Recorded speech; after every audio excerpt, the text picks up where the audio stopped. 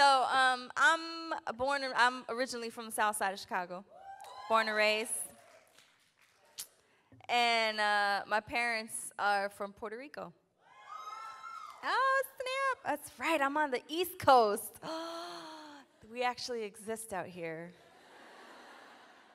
We don't go too far west of the Mississippi. There's not a lot of us out there. I might be in California and be like, I'm Puerto Rican. It'll be like one person, woo! And then they get real self-conscious, so they're like, woo! And I'll do a poem for you guys, yes? Okay. So I'll tell you the story about the poem.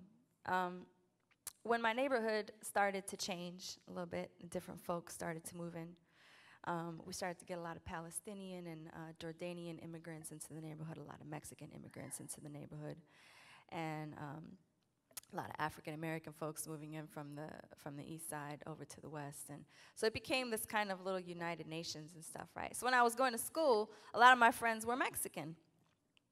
Now, Mexicans and Puerto Ricans, we used to have this rivalry back in the day in Chicago, right?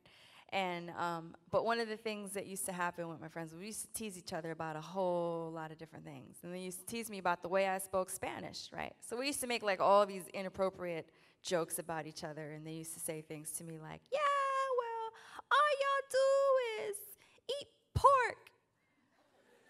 And what the hell is a guagua? It's a bus. Yeah, well, y'all gotta cook your beans twice, because you can't get it right the first time. Ooh. And if you ever hear a Mexican and a Puerto Rican speak Spanish, you swear to God, it's like two different languages. If you hear a Mexican speak Spanish, it sounds something like this. Bueno, lo que me pasó fue que el otro día me dio un poco de hambre y decidí irme para la tienda a comprarme un sándwich. Estaba bastante bueno, pues.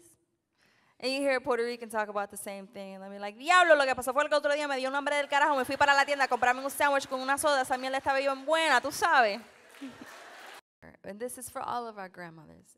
And in particular, this is for all of the women whose names we don't know, whose faces we'll never know, who made it possible for each and every one of us to be here today, living and breathing.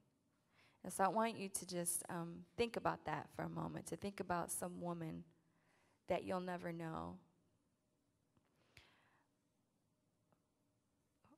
whose life you might not even be able to begin to imagine, who made it possible for you to be sitting here today, and to just hold her in your heart in gratitude for what she may have gone through in order for you to have the privilege of being alive today.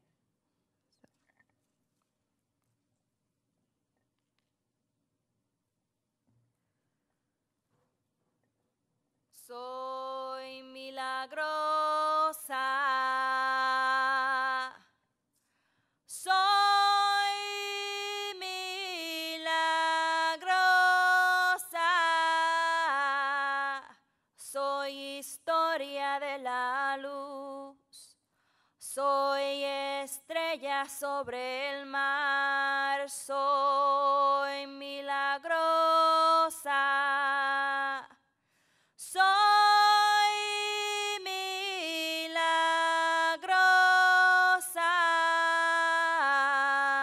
soy piedra, palabra y poder, soy milagrosa.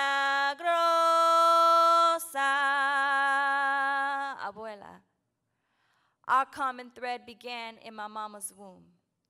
Spun my fetus like a record in her cipher, sampled your stubborn and mixed in her father's posture. Our connection is full circle, abuela. You bear of children. You seer of spirits. You are truly miraculous.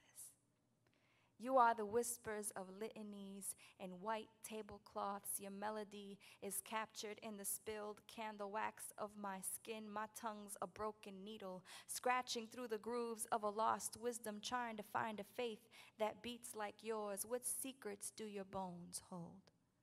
What pattern does your dust settle into when I beat these drums inside my ribs? What color was the soil of your grandmother's garden? Abuela, how did you pray?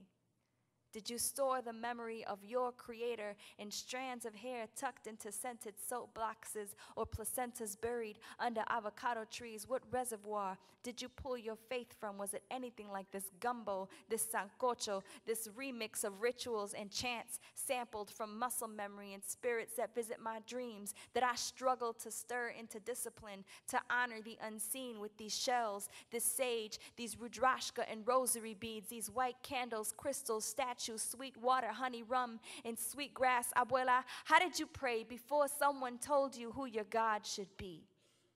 How did you hold the earth in your hands and thank her for its fecundity? Did the sea wash away your sadness?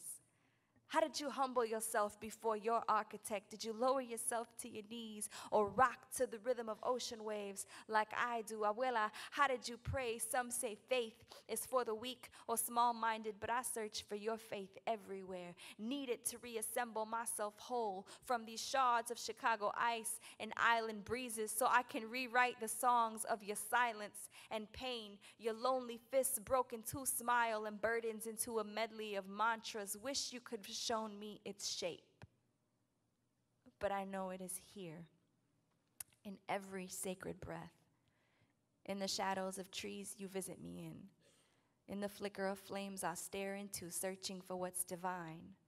And I know my body is the instrument my maker uses to rearrange the broken chords of your history into a new symphony for my unborn children's feet to dance to. And I see you, grandmother, gathering with your sistren to chant the names of the living and the dead and remind us all that whether gathered in a marble temple around a midnight fire or block party speakers, we have always raised our hands to the sky trying to touch the invisible force that holds these cells together into a fragile mass, children of different nations, but the same vibration. We be sound to beat, to base, to bone, to flesh. We be sound to beat, to base, to bone, to flesh. We are all truly miraculous.